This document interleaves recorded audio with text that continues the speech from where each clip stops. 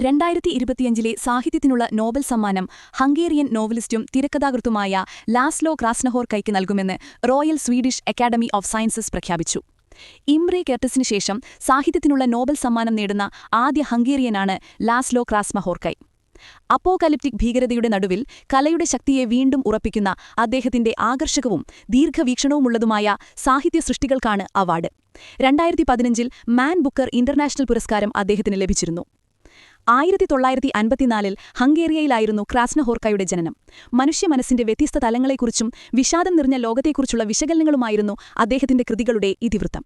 1985 ക്രാസ്നഹോർക്കൈ തന്റെ ആദ്യ നോവൽ രചിച്ചത്. സാത്താൻ tango 1985, the melancholy of resistance 1989 എന്നിവയുൾപ്പെടെയുള്ള അദ്ദേഹത്തിന്റെ നിരവധി കൃതികൾ ഹംഗേറിയൻ